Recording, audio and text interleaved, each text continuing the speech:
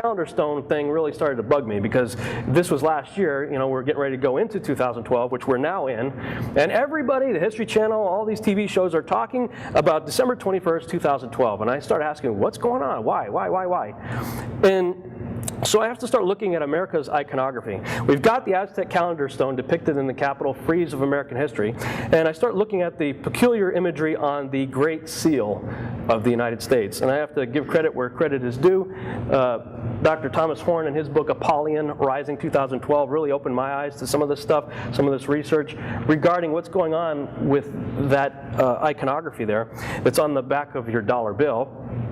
You got this pyramid. It has 72 stones arranged in 13 steps. At the base of the pyramid, it says 1776 in Roman numerals. And he points out that there is a unit of time that the Aztecs and the Mayans went by called a Katun, which is a 19.7-year period of time. And they said that the first Katun in a cycle of 13, you also have to remember that 13 is a big number for those who are in the occult, mainly because of Osiris. How many pieces were found? 13. Well, there's 13 of them shown here on the Great Pyramid, starting in 1756 and ending in 2012. That's interesting. Okay, so that's that. Now, the front of the Great Seal depicts the eagle. The problem is that this stuff is all designed by Masons, and Manly P. Hall is one of the most prolific writers of Freemasonry. He says basically, we got you all fooled. That's not really an eagle. He says that's a conventionalized, stylized phoenix. It's not an eagle. It's a conventionalized phoenix. What's the phoenix? In Egyptian mythology, it's the Bennu. The Bennu is the soul bird of Osiris that represents resurrection. What does a phoenix do? It dies and it is reborn out of its own ashes. It's the soul bird of Osiris. And what does it have in its beak? E pluribus unum. Nimrod. Many names, one individual. Out of many, one. The symbols have to harmonize with each other. And so I start flipping over my dollar bill, and I'm looking at the thing, and I'm like, okay, what's really going on here? And I was looking up, who had the hand in designing this. I told you one of the guys. The other guy is Charles Thompson, had a hand in designing the Great Seal. He was one of the creators. He was a big fan of the Roman poet Virgil. And so we got some of these Latin phrases on our dollar bill there and on the Great Seal, like annuit coeptis. Well, that means favors undertakings. Well, that's an incomplete phrase. Who favors our undertakings, and what undertakings are we favoring? Well, you have to go look at his inspiration, Virgil. Virgil is credited for writing a number of books. And one of them, he says right here, from this work, it says, all-powerful Jupiter. Jupiter is the Roman name for Zeus. Scripture tells us that Zeus is Lucifer. Revelation chapter 2 talks about the seat of Satan that was in Pergamum. Well, the seat of Satan that was in Pergamum was the altar of Zeus. He's the prince and power of the air. I mean, he's the air god. It's Zeus. So Jupiter / Zeus / Lucifer, assent to my bold attempt. That's a Latin phrase right there that I have highlighted. That's where he derived annuit coeptis from that phrase right there in Virgil's work. Okay, so he's talking about Lucifer assenting or approving of my bold attempt in that case. Now, we have another Latin phrase, novus ordo seclorum, which means a new order of the ages. Well, where did he get that from? Well, he got that one from this writing of Virgil's, where it says, Muses of Sicily, let me sing a little more grandly. Now the last age of the Cumaean prophecy begins.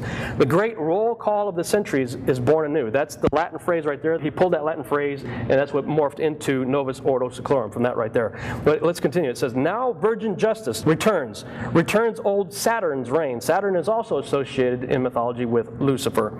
With a new breed of men sent down from heaven. Only favor the child who's born, pure Lucina, under whom the first race of iron shall end, and a golden age rise up throughout the world. Now your Apollo reigns. Who's Apollo? Nimrod. He will take on divine life. And this is interesting. He will see gods mingled with heroes. Is that talking about Daniel 2:43? Which says, and they, who's they? Shall mingle their seed with the seed of men? I'm just throwing it out there. And be seen by them and rule a peaceful world with his father's powers. Who's Apollo's father? Zeus, Lucifer. this is where the iconography on our Great Seal, and this is where it's coming from. I don't like carrying the dollar bill in my pocket anymore, to be honest with you, because I believe it is a talisman. It is something infused with evil symbolic gestures on this thing. And a talisman, people, when the occult would create a talisman, they would pray over it and infuse it with mystical evil power. And then you send it out, and it goes into circulation. That's why we call it currency. We're passing this thing all over the world. The whole world becomes dependent on it. Odd. So I began to look at all of the symbols in the iconography, and reckoning that they all have to harmonize with each other, I decided to see if I could decipher this. And this is just my interpretation. This is not thus saith the Lord. This is thus thinketh Rob. Okay? So don't go out here taking this as gospel or anything. But this is what I believe the iconography is saying. And incidentally, the eagle is on the front of the Great Seal and the pyramid's on the back. So if you were to split it, you would think that the eagle should be on the left and the pyramid should be on the right, because we read left to right, right? Well, if you look at the dollar bill, they flipped it. The pyramid's on the left and the eagle's on the right. Interesting, the original design had the eagle on the left and the pyramid on the right, but Henry Wallace, the 33rd Vice President of the United States, and FDR, the 32nd President of the United States, both 32nd degree Masons, were heavily influenced by an occultist by the name of Nicholas Roerich, especially Henry Wallace. That actually got Wallace into some trouble, his association with Nicholas Roerich. And under his guidance, they decided to flip it. So reading left to right, the way it is right there, I believe it's saying Zeus/Satan favors our undertaking, that which we do under Osiris's watchful eye. Why do I say Osiris? It's because there's the all-seeing eye right between Anuet and Coeptus, indicating who I think favors our undertaking, right? What it's all about. An undertaking that started in 1776 and will be completed in 2012. Again, by what the pyramid says. At that time, we will usher in the new order of the ages, Novus Ordo Seclorum. It is in you, O Lucifer, that we put our trust to help us raise your son. Again, I think it's strategic that they put "in God we trust" in capital letters. In our Judeo-Christian way of depicting God in writing, we usually capitalize the G, right? And all pagan gods are little g. Well, what if you just capitalize everything? That's a convenient way of hiding some things, I think. Just putting it out there.